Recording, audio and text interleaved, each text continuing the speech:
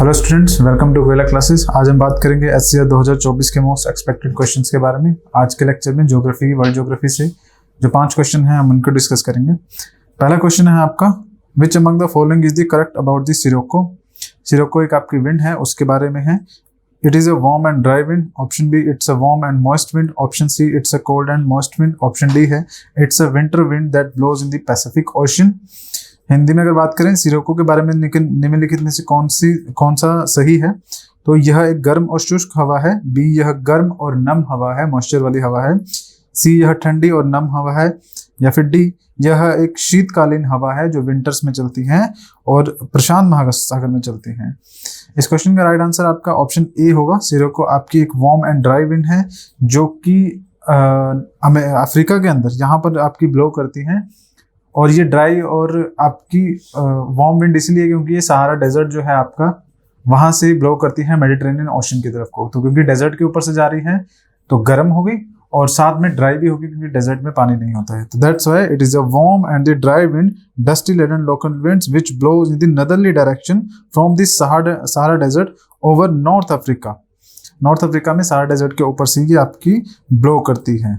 और ये जो आपकी विंड है क्योंकि ये सहारा डेजर्ट के ऊपर से ब्लो करती है और वहां पर गर्मी बहुत ज़्यादा होती है, तो उसकी वजह से जो सैंड है, गर्मी की वजह से जो हवा ब्लो करती है वो सैंड, जो मिट्टी है सहारा डेजर्ट की, उसको लेके जाती हैं और मेडिटेरेनियन जो ओशन है वहां पर और उसके नियर बाय जो कंट्रीज हैं, जैसे कि इटली हो गया, आपका जर्मनी हो गया, फ्रांस हो गया, इनमें जब ये विंड जाती है तो बारिश करती है।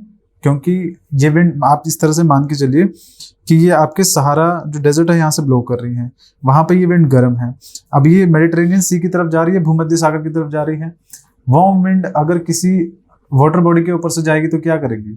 वहां से मॉइस्चर कलेक्ट करेगी और मॉइस्चर कलेक्ट करने के बाद वो आगे जाएगी। और आगे जैसे जा रही है वो कहाँ जा रही है? वो टेम्परेट रीजन में जा रही है, यूरोप की तरफ को जा रही है।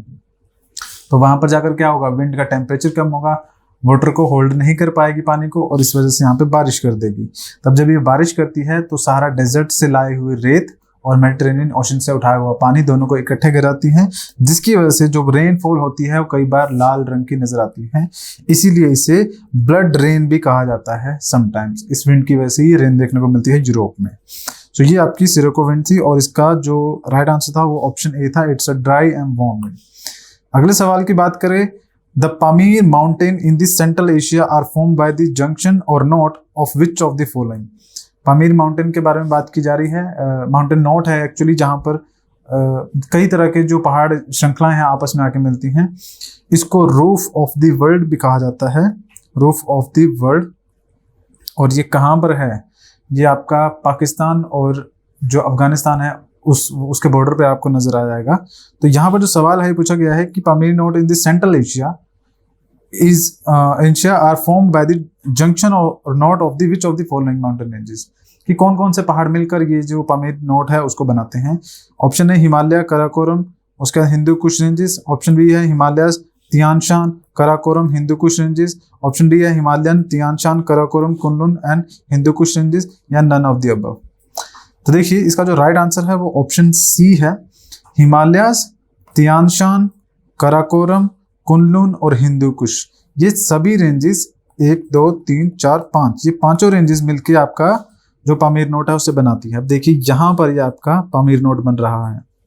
यहाँ पर आपका हिंदू कुश भी आ रहा है, हिमालयस भी आ रहे हैं, कुनलुन रेंज भी आ रही है, तियान शान भी आ रही हैं। ये सभी रेंजेस मिलके यहाँ पर पामीर नोट बनाते हैं और इसी पामीर नोट को रूफ ऑफ द वर्ल्ड भी कहा जाता है।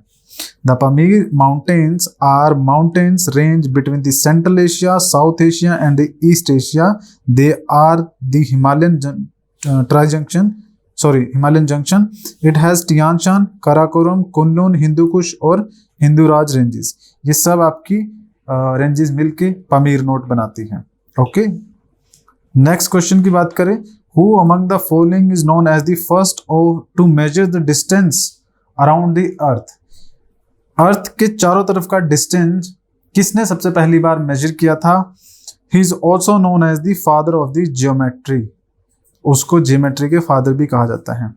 Option A Eratosthenes, option B Euclid, या फिर आपका ऑप्शन सी है सो ऑप्शन डी की अगर बात करें, गैलीलियो। 4 ऑप्शंस आपके पास हैं, इनमें से कौन है जिन्होंने डिस्टेंस मेजर किया था अर्थ के अराउंड और उनको फादर ऑफ जियोमेट्री या फिर ज्योमेट्री के पिता के नाम से भी जाना जाता है? इसका राइट आंसर है आपका ऑप्शन बी, यूक्लिड। ये आपके एक ग्रीक मैथमेटिशियन थे और इसीलिए इनको फादर ऑफ द ज्योमेट्री भी कहा जाता है। ज्योमेट्री के बहुत सारे रूल्स जो थे इन्होंने बताए थे और यही वो पहले इंसान थे जिन्होंने पृथ्वी के चारों तरफ जो दूरी को, जो डिस्टेंस था चारों तरफ का, उसको मेजर किया था। ऑब्वियसली खुद तो चल के वहां पे मेजर नहीं किया होगा, लेकिन हाँ ज्योमेट्री के थ्रू, मैथ्स के थ्रू जो डिस्टेंस है उसको मेजर किया था कि जो अर्थ का डिस्टेंस है चारों तरफ का वो कितना है। सो ये आपका राइट आंसर जो है ऑप्शन बी यहाँ पर आपको नजर आ जाएगा। आगे बात करते हैं, which is the largest atoll in the world in terms of the area? Option A the Greek Chagos Bank, the Great Chagos Bank. Option B है आपका रीड बैंक या फिर रोजलिन बैंक या फिर ह्यूवांडू बैंक अटोल। सो ये 4 आपके options हैं। Atoll actually में क्या होता है, जब ओशन के अंदर एक ऐसी जगह हो जहां पर ये जितनी मैंने लाइन ड्रॉ की है, यहाँ पर आप मान के चलिए कि जो कोरल्स हैं वो इकट्ठा हो जाएंगे और इसको एक सर्कल के रूप में बना देंगे और बीच में आपको वाटर ही नजर आएगा। ठीक है, इसको बोलते हैं अटोल। ये अटोल एक आपका कोरल रीफ का ही टाइप है। कोरल रीफ के अंदर बहुत सारे जो एनिमल्स होते हैं वो इकट्ठा हो जाते हैं और एक लैंड एरिया जो है उसकी फॉर्मेशन कर देते हैं with the passage of the time. So atoll में क्या होगा, चारों तरफ कोरल इकट्ठा हो जाएंगे और बीच में वाटर नजर आएगा, इसको अटोल कहा जाता है। तो सवाल पूछा गया है कि पूरे विश्व का सबसे बड़ा लार्जेस्ट अटोल कौन सा है इन टर्म्स ऑफ द एरिया के हिसाब से। 4 ऑप्शन है आपके पास, इसमें से जो राइट आंसर है वो ऑप्शन ए आपका राइट आंसर है, द ग्रेट चागोस बैंक। ये आपको इंडियन ओशन के अंदर ही नजर आएगा। इंडियन ओशन में मालदीव्स के नीचे यहाँ पर ये चागोस है और ये सबसे बड़ा अटोल है इस पूरे विश्व का। एरिया के मामले में अगर बात की जाए, काफी बड़ा सर्कल है जो नजर आएगा। The Great Chagos bank is the largest atoll in the world covering an area of the 12,642 square kilometre का एरिया है। It is located in the south of the Maldives यहाँ पर, और ये इंडियन ओशन में आपका एक पार्ट है। सो ये इसका जो राइट आंसर है वो option A the Great Chagos bank है। उसके बाद बात करें नेक्स्ट क्वेश्चन की, विच is the world largest non deep water coral reef? अब कोरल रीफ इस पिक्चर में देखिएगा, ये आपके कोरल रीफ्स होते हैं। सो ये इनके ऊपर सवाल पूछा गया है कि world largest deep coral reef कहाँ पर है? तो इसका राइट आंसर ऑप्शन ए है, रोस्ट रीफ। ये रोस्ट रीफ आपको कहाँ देखने को मिलते हैं? नॉर्वे है आपका यूरोप में, नॉर्वे, स्वीडन, ये सारी कंट्रीज हैं। वहीं पे जो नॉर्वे है, ये नॉर्वे का मैप लगा हुआ है, इसी नॉर्वे के बिल्कुल साथ में कोस्टल एरिया के पास ही यहाँ पर ये रोस्ट रीफ है और ये सबसे ज़्यादा लार्जेस्ट है।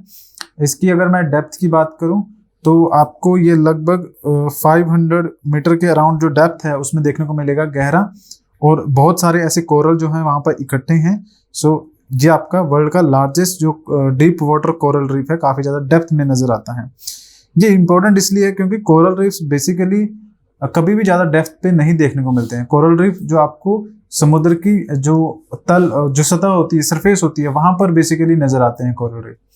और ऐसा बहुत ही रेयर केसेस होता है कि कोरल रीफ ज़्यादा डेप्थ में नजर आए, और 500 मीटर से नीचे तो कहीं पॉसिबल बहुत ही कम होता है। सो क्योंकि वहाँ पे उससे नीचे जो सनलाइट है वो नहीं पहुँच पाती है। सो इसीलिए ये जो क्वेश्चन है इंपॉर्टेंट है, और ये आपको नॉर्वे में देखने को मिलता है जहाँ पे आपका नॉर्थ सी है, वहाँ पर उसका ये हिस्सा है।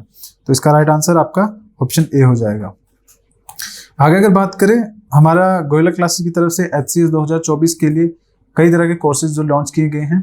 अगर आप अपनी प्रिपरेशन करना चाहते हैं 2024 के लिए तो आप हमारे इन कोर्सेज को ज्वाइन कर सकते हैं। इन कोर्सेज में खास बात ये है कि आपको GS का कोर्स के साथ साथ एक जो ऑप्शनल है वो भी मिलेगा। अगर आप इंडिविजुअली चाहें तो सिर्फ ऑप्शनल को भी बाय कर सकते हैं विदाउट GS। तो ऑप्शनल अगर आप चाहें तो वो 24,999 में बाय कर सकते हैं। इसमें आपका अगर पॉलिटी है, इकोनॉमी, ज्योग्राफी, हिस्ट्री, ये अगर आप ऑप्शनल सब्जेक्ट रखते हैं तो वो हमारे पास अवेलेबल है, आप उनको बाय कर सकते हैं।